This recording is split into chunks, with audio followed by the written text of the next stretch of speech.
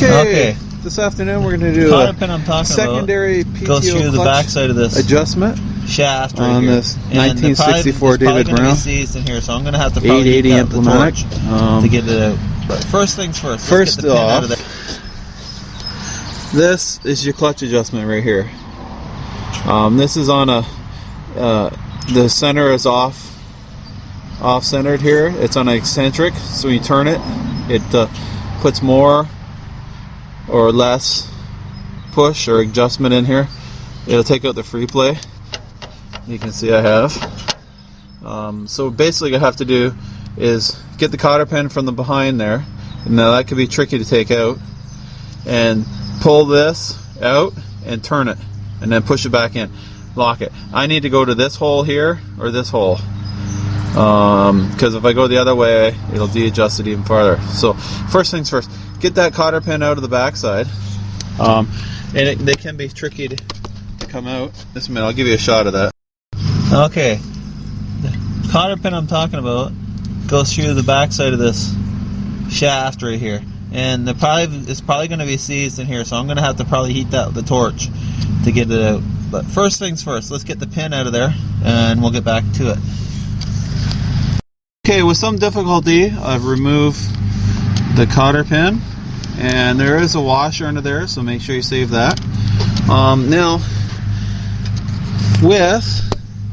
Now this is the way I'm going to do it, because mine's going to move. With the screwdriver, now I've got a small engine spark plug wrench here, but with the flathead screwdriver, put it there and hit the end with a hammer, and it should come out, because I just had mine moving. You can see. Okay.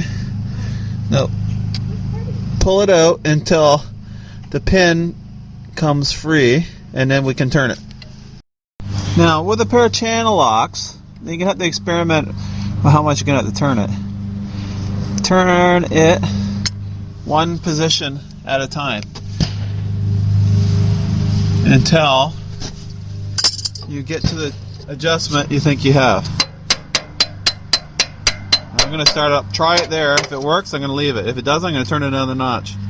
And you can see I don't have as much free play as before. Okay, the first push down, that's primary, and you got to push hard for the secondary. There's secondary.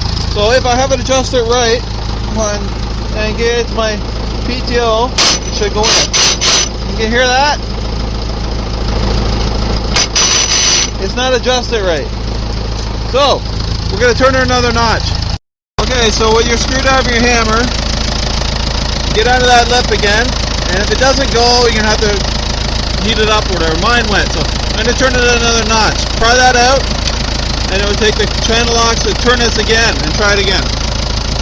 Now with the turn another notch, kind of eyeball the hole up, and then push that back down in place. And try it again. Okay, with the clutch engaged again, now there's a strong possibility that my secondary is stuck.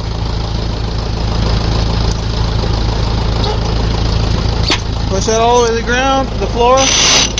You hear it still hitting. So, that either means my secondary clutch is stuck, because when I got the tractor, the primary was stuck. So, I could go another turn, or I can take it out and try it in the garden and push the secondary down, and if it stops, then it'll break it free. What I think I'm going to do is leave it at two adjustments right now. I'm going to put some oil on that, make sure it doesn't, seize up again. It's easy to adjust. And I'm going to go try it in the garden and see if we can break the secondary free by pushing the clutch as I have the tiller engaged in the dirt. If it doesn't break free, I'm going to come back and turn her some more. Okay? Yeah, the reason I'm not going to go more than two adjustments is because the last David Brown I had, it was on the same holes as this is now, and the clutch was working. But that doesn't tell me the condition of the clutch itself inside. But obviously, you don't want to go too much, because if you go too much, then you won't have any free play, and you'll be riding the clutch. So that should be plenty. I think it's just stuck. So we're going to go in the garden and try to unstick it without getting the tractor stuck again.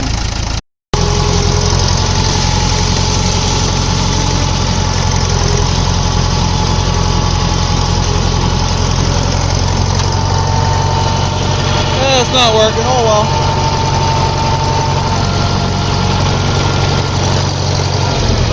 I could go another notch if I wanted to. We'll see. Okay, so I didn't get stuck this time. It makes a difference waiting a day, I guess, because I buried it right up to the. Well, I don't know if I showed you or not. It was bad. Anyway, I couldn't get the secondary clutch to disengage with the rotor tiller, so it's either got to be seized or stuck really bad, and I'll have to wait till I get the hay baler on it, or I'll just have to live with it. And if I want to fix it, I'm gonna have to split it and put a new clutch in it, but we don't really want to do that right now. Anyway, there you go.